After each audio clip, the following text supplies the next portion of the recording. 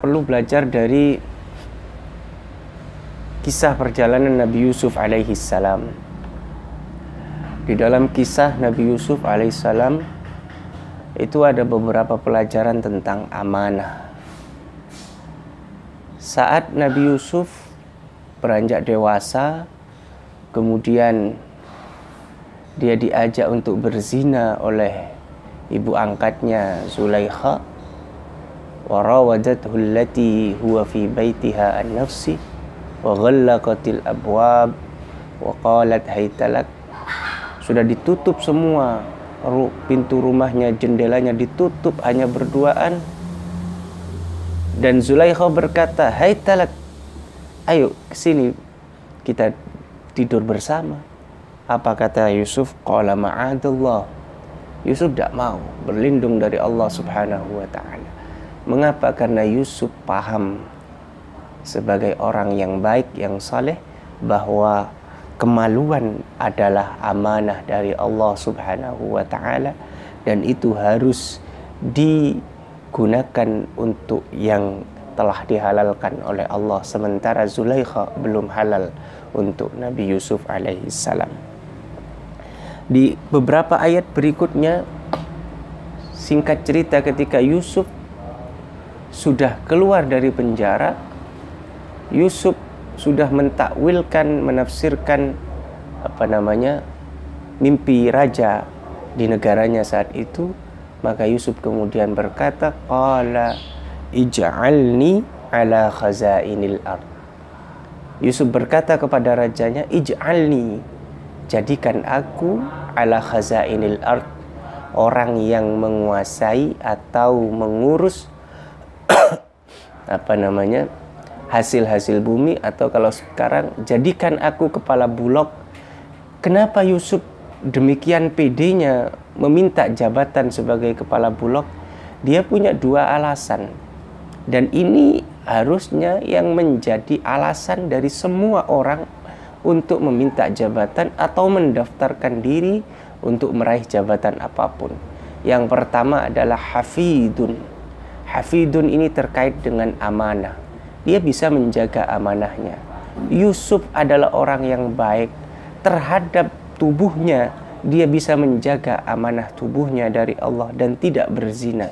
Maka terhadap hal-hal yang lain, tentunya Yusuf juga bisa menjaga dirinya untuk tidak melakukan hal-hal yang dilarang oleh Allah subhanahu wa ta'ala. Yang kedua adalah alimun. Dia adalah orang yang berpengetahuan, punya wawasan yang baik tentang logistik, sehingga Yusuf merasa pantas untuk meminta jabatan kepada rajanya untuk menjadi kepala bulog. Jadi dua hal ini, integritas hafidun dan kapasitas alimun. Sehingga kalau misalkan orang meminta jabatan atau mendaftarkan diri, bahkan mengemis jabatan sebagai kepala kemenak di tingkat kota, di tingkat wilayah misalnya, tetapi dia tidak punya dua hal ini, kapasitas dan integritas, maka tidak boleh.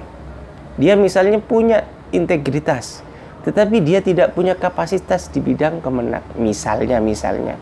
Jadi mau jadi kepala kemenak, lah kok baca ayat saja keliru-keliru, baca hadis saja kok salah-salah, misalkan tidak fasih plus, ya itu janganlah gitu loh. Jangan kemudian mendaftarkan diri menjadi kepala kemenak. Sebaliknya, orang yang tidak paham manajerial, dia tidak amanah, misalkan dia mau mendaftarkan diri sebagai kepala kemenak, walaupun dia alim betul, ya jangan. Pasrahkan kepada orang yang punya dua kemampuan tersebut. Di dalam hadis ada sabda Nabi Muhammad SAW, ar-rashi wal murtashi, la'anallahu ar-rashi wal murtashi fil hukam. Allah melaknat ar-rashi, orang yang menyuap, wal murtashi, orang yang menerima suap, fil hukmi, terkait urusan hukum, juga terkait urusan meminta jabatan tadi. Dan bukan hanya itu, ada ar-ra'ish. Di dalam kitab Al-Kabair karangan Syamsuddin Ad-Dahabi, Imam Syamsuddin Ad-Dahabi mengatakan ada ar-ra'ish bishin. Ar-ra'ish itu adalah perantara antara orang yang menyuap dengan yang disuap, itu juga mendapatkan laknat dari Allah Subhanahu wa taala. Tapi di situ dijelaskan bagaimana misalkan kalau orang itu memang punya kapasitas, punya integritas untuk meminta jabatan tertentu atau hak. Dia punya hak untuk mendapatkan hak itu, dia sudah memenuhi kriteria, memenuhi standar untuk mencapai hak itu.